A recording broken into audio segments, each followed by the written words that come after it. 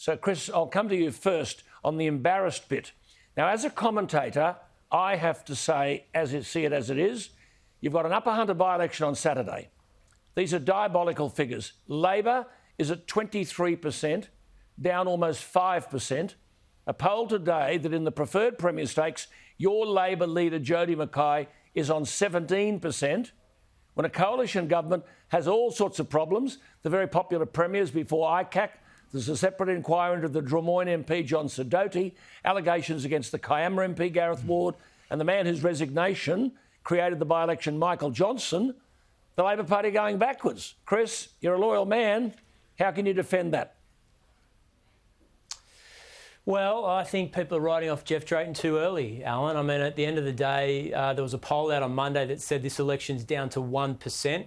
Most people in the Upper Hunter haven't cast a vote yet. We've got a bloke up there in our Labor candidate, Jeff Drayton, who's not a robot, who's a coal miner, who calls it as he sees it. He's had a go at the state Labor Party. He's not going to be moulded by media managers. And I don't think people should vote for the National Party. I mean, if you vote Nationals, they'll continue to take billions of dollars of royalties out of your electorate, close down your TAFE and treat you like an unwanted house guest if that Nationals candidate gets back in on Saturday. So it's a risk-free choice to vote for Jeff Drayton. Give him a try before the election in 2023. So if you go under, though, Jodie Mackay's gone, would you be a candidate in a leadership change? Well, look, I wouldn't be a candidate because I think we're going to win on Saturday. And at the end of the day, Labor's got to fight for every vote with 3 days to go before the election. And just imagine how much money Damien Tudehope is going to shower on the Upper Hunter if Labor wins on Saturday, trying to get that seat back. I think it's a risk-free choice for thousands of people in the Upper Hunter, Alan. Well, let's go to Damien. Damien, it's not any more encouraging for the coalition because according to that same poll, the National Party are down almost 10% on the last election result and a dreadful 25% of the primary. In other words, 3/4 of the electorate don't want you, and this is National Party heartland, and you've got that staunch Liberal, that loyal Liberal, Malcolm Turnbull, supporting an independent. Now, you've all made noises about supporting coal-fired power. Damien, how long will that last with Matt Kean? Well, I'd have to say that, Alan, that the only candidate that you could rely on to support mining jobs in the Upper Hunter is the Nationals Party candidate.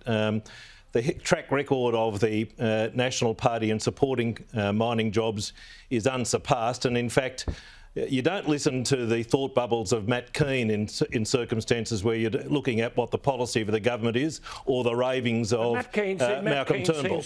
Matt Kean seems to have unlimited endorsement from the Premier for quoting all this stuff. End of coal. But Alan, the government's policy in relation to coal mining is set out clearly in the strategic statement in respect of coal mining and exploration. And it clearly says that we are committed to coal mining in the Upper Hunter for decades to come. Now, that's the policy of the government. Kean can have whatever musings that he likes in relation to what he sees as the future of fossil fuels. Malcolm Turnbull is got the issues that he has where he's more interested in vengeance than he is in good government. But the people of the Upper Hunter can absolutely be confident that the government, which has delivered them stability, jobs and infrastructure in the last 11 years, is the government which will serve them continually going forward. And that's where you would place your vote. OK, Damien, let's go to Chris Minns. Firstly, Chris, do you agree with what Damien is saying? And secondly, can I ask you, will Labor, as they are now, continue to unapologetically support coal-fired power? Well, we've said coal's got a future for years to come, particularly with export markets overseas. And I think that we need to start talking about using it at home? Care about in... Chris, what about using it at home? Yeah, well, export markets overseas. There's two coal-fired power stations in the Upper Hunter. Damien's party sold both of them, and both of them are being closed down. So I think it's a bit rich for them to lay into us about coal-fired power. They privatised both those power stations in the Upper Hunter. Both of them are located in the electorate where this by-election will take place on Saturday. I mean, it's there's a simple answer to that. To put a land tax on houses. They want to put a land tax on the farm. They want to put tolls everywhere you go in Sydney. And the people of the Upper Hunter are the first people in 2 years to put a verdict on all these decisions that have been made by the New South Wales government that have transferred costs onto consumers. I think a line should be drawn in the sand, and I hope it happens this Saturday. Well, the simple answer to that is this. And if Chris can tell me that Labor is committed to the future of the mining industry in the Hunter Valley, then tell me now why Joel Fitzgibbon is not on their front bench. Now, that's the level of commitment that they have. Fair comment, Chris. Chris, fair comment. Oh, hang on a second. He's a federal MP. Joel resigned from the front bench and he's not in state parliament. But let me tell you this. Your party, Damien, despite what you say, has directed $30 billion worth of energy projects into renewable energy and away from coal. And now you're trying to pantomime in the Upper Hunter as if you're the pro-coal party. Everybody's out to lunch on you guys. They know exactly what's happening, not to mention the roads, the privatisation and the state of TAFE But Chris, your party, I think this should be a verdict on this government, and I think they should throw them out. But your party keeps talking about net zero carbon dioxide emissions. Now, the punter, while ever Labor says that, the punter will vote for someone else. And that's a fair call. Away from that. But let me tell you this, Damien. Let me tell you this, Alan. That is the precise policy of the Berejiklian government. Well, that's just untrue. They've endorsed it. No, it's not untrue, Damien. Chris Minns is right. Damien, Chris Minns is right. You can't shut Matt Kean up. That's what he says all the time. Well, I have to say that notwithstanding that Matt Kean has a commitment to renewable energy, the government's policy in relation to mining jobs and the existence of coal-fired power, and now, as of today, a gas-fired plant in the Hunter Valley is a commitment to make sure that we guarantee energy supply for the people of New South Wales. That is something that Labor have never done, and which is something that we as a government, both the federal government and the state government, are committed to delivering to make sure that jobs are secure in New South Wales. But there's something seriously wrong with both parties. Let me tell you this, Alan. Let me tell you this about Matt Kean. Damien pretends that he's an unwanted cousin. He is running this government. Now, I don't run away from our commitment to renewable energy, but these guys shouldn't be pretending what their policy options are in relation to energy. We all know exactly what they'll do once this by-election's out of the way on Saturday. But see, there's something wrong with both parties. See, in the northwest of Tasmania, 2 weekends ago, it's Labor heartland. They got 25% of the vote.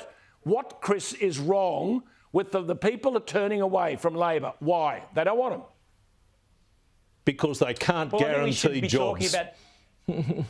That's why. I think we should be talking about the things that matter to people, Alan. And I think that we should be shining a spotlight on a government that's whacking Western Sydney with tolls that they can't afford. In some families, $5,000 a year. That their big economic policy is a land tax on the family home, something no government has done for 200 years. That does you no credit, Chris, to say that, because there is a discussion paper out about abolishing stamp duty. It is a discussion paper. In that case, make a contribution and tell us what Labor's policy is to get rid of stamp duty. You tell us what your policy is. The budget's coming in next month. It's a non-productive tax. It's a non-productive tax. You tell us what it'll be. You tell us what your policy would be to get rid of it. Budget next month.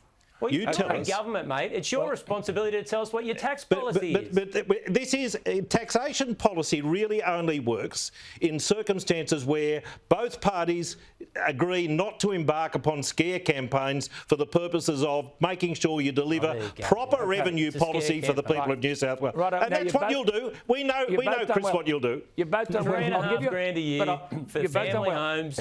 You know that's not the policy.